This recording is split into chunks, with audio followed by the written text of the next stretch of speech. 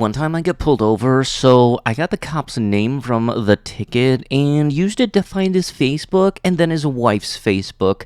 She was pregnant and found her due date and rescheduled my court date for the birth of his firstborn child. Okay, that is the absolute creepiest way I've ever seen somebody get out of a speeding ticket. If anybody else got any creepier idea or weirder thing, just let me know down below. Hello everybody, and welcome back to another video for the day. We're going back into r/trashy, cause you know the world is just one big old garbage pile away from Wall-E being a live-action documentary. If you guys would like to be absolutely amazing, show your support, and see more videos like this one in the near future, be sure to hit that like button, leave a comment down below to start up them wholesome internet discussions, and if you have not already, subscribe and turn on them notifications. Let's see if we can get this video to that good old round fat stack of them 1,000 likes. That will be super duper awesome, but without a further ado, let go. I laced my sister's wedding cake with the green and guests got high as kites. This marriage started off on a high note. Okay, whoever wrote that, you're either getting fired or a promotion. I honestly can't tell which one you're gonna get, but honestly,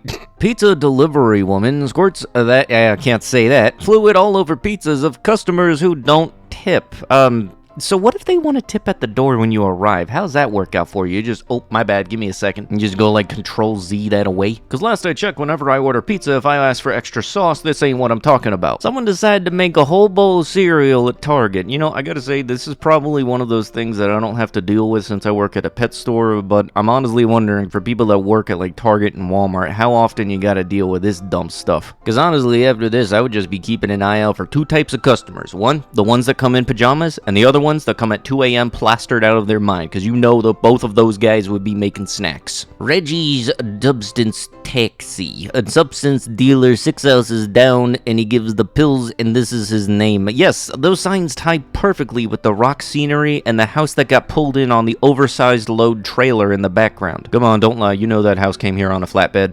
Yes, you know the epitome of class is the booty patrol, you know, keeping the streets safe every night. Honestly, I don't know what I love more about this, or probably the fact that for some reason you were able to get the DMV to approve the word clapham to be put on your license plate. I don't know why, but for some reason I'm finding that funny as heck. Police, do not smash door. Call Simon at this number. How often do your door get smashed in where you just say, screw it, I'm gonna put up a note for the cop? You just imagine you're sitting in your house, you hear, open up! No, sir, call the number! This nursing student perfectly summed up the difference between R and regretting S on Twitter. I've had consensual S and regretted it later. I thought I wanted to do it. Made a mistake. Wasn't that at all. And was countered by this user who disagreed with her. If you regret it, then you did not 100% consent to it, and that is R. Stuff like this I usually look in the comments to get different responses to, and some of it was in regards to like, okay, well, if I already finished a hamburger, can I get my money back because I didn't like the hamburger? Other responses would be along the lines of the whole no means no, which is no means no before and during. Like if at any point in time you say no, that's it, full stop. But in this kind of case, it comes off as like you can just say 10 days later that you regret it, so you can then accuse the person of this horrible act. And that's not okay in any way, shape, or form whatsoever, because you then go and devalue people that are actual victims of this. If you see anyone do this, let us know immediately. Gross. Yes, we have dumped the Franks, sanitized the bottle, and refilled it. Wait,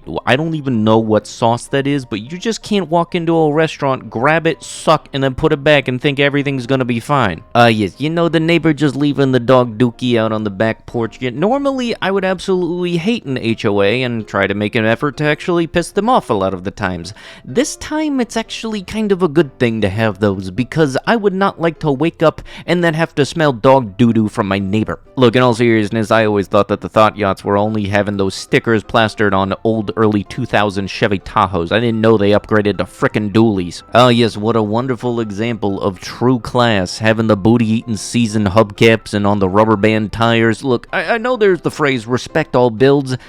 Do we really have to, though? I mean, look, there's a difference between low-profile tires on a truck and then having frickin' rubber bands and booty-eating season on there. Like, I sometimes legit wonder if when people do this, what is their thought process? Like, you know, you sometimes just want to know the method to the madness. Now, I know I, for myself, have actually seen this a decent amount of times. Sometimes it's either they were just moving out and didn't know where to put stuff, or in some cases it's an eviction, and they're just trying to get rid of the stuff and just don't know where to put it. Honestly, though, if it was free stuff, I would probably be coming back with a trailer to get that couch, because, from this angle, at least the couch don't look that bad. Now, if it's them wanting to throw stuff out and not wanting to put in the effort to actually throw it out properly by taking it to the dump, that's kind of a douchey thing. But in some of these instances, it'll be like eviction or some unfortunate circumstance where they have to get rid of a lot of stuff. Still, though, if that couch is free to take, I'd probably come back with a trailer. Hopefully, that's one of those mechanical recliners, because I could use something when I'm watching movies. 1. Flush the darn toilet until the water is clear. No one wants to see the remains of your last meal as spewed out by your barely functioning digestive system floating in the water like a poorly cooked bowl of watery stew that wouldn't even have been fit to serve the prisoners in the Soviet gulag. 2. Stop pissing all over the seat. If your aim is so bad that you piss all over the front of the seat and rim like a little child that has waited until the last minute to run to the bathroom before pissing all over his pajamas, then perhaps it's time to sit down and pay attention to where you're pointing yourself.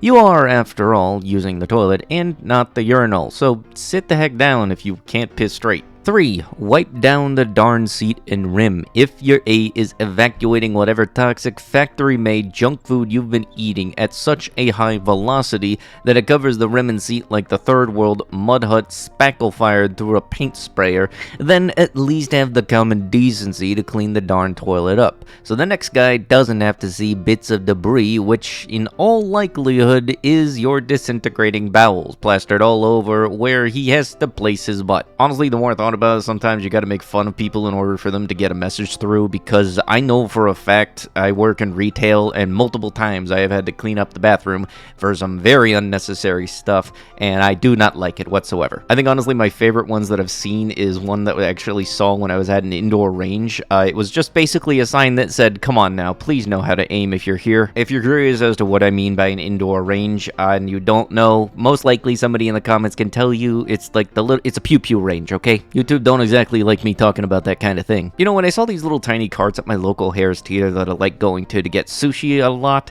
I thought it was kind of cute because, hey, it's like got a little flag and the kid can help out and everything.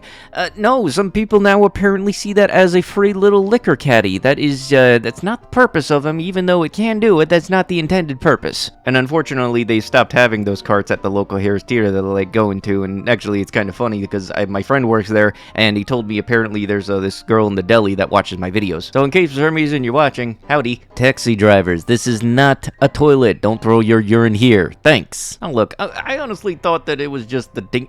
Look, I honestly thought it was just the cringy gamers that had that bottle thing going on. I didn't realize it was also a taxi thing, too. If you're up my A, I'll go slow. The reason they're up your butt is because you're going slow. This is the type of dum-dum that goes 10 under in the left lane and wonders why everybody is right up on his butt. Like, seriously, I gotta deal with dum-dums like you every single day and every single time I go out on the road. I swear to God. Plus, you can pretty much guarantee on both sides of the car, you have these little stickers that said, "I have kids, park too close," and they will ding your stuff. Like, no joke. This will be the person that's an absolute dong on the road and never be willing to accept the fact that, hey, maybe it might be you, since the common denominator in all of this stuff that's going on is you. Plus, also, this is the type of person that's the reason I support the idea of dash cams being built into cars, because you can almost guarantee this person has brake checked a whole bunch of people. So I say this with the most sincerest of ways.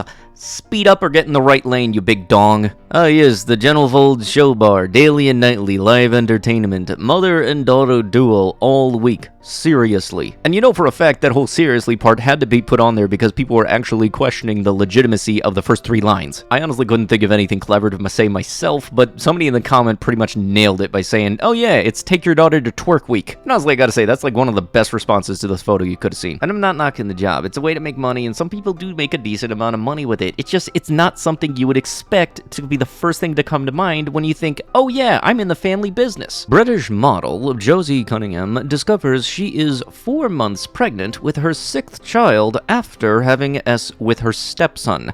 "I'm not proud of doing it with my stepson, but he is hot. Blood is thicker than water, and nut is thicker than blood, and your skull is denser than dark matter. What part of that made you think that was okay?" You know, for the longest time, you would think that the whole stepson, what are you doing, is along the lines of like the Sweet Home Alabama, Central North America kind of thing. No, apparently it means it can be applied to across the pond as well. Very bad receptionist, 1 star. Rude behavior and don't listen to customers.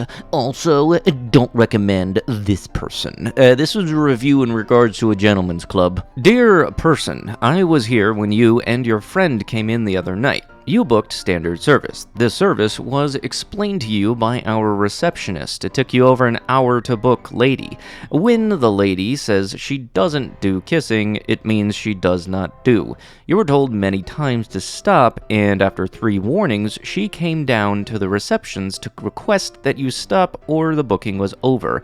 Our ladies are to be treated with respect. If they say no, it means no. You know, I kind of think that if you can't understand the phrase no means no, you got absolutely no business going into that type of club. And also for the owner, thank you for standing up for your employees. I definitely respect that. Doesn't matter what type of business you got or where you work or everything. If your manager sticks up for your employees when you have an unruly customer, I respect that. And as for myself and anybody who has ever just been degraded by customers, if you ever have a manager step up for you, it is a bit of a decompressor when it comes to stress levels, because, you feel like there's somebody sticking up for you. And yeah, hopefully there's a way to blacklist this dude from the club, because very much he's got no business coming back in. But with that is going to have to be it with the video. If you guys would love to be absolutely amazing, show your support, and see more videos like this one in the near future, be sure to hit that like button, leave a comment down below to start up the wholesome internet discussion, or just let me know something you found surprising in the video. And if you have not already, subscribe to the channel and turn on them notifications. Let's see if we can get this video to them 1,000 likes. That would be absolutely amazing.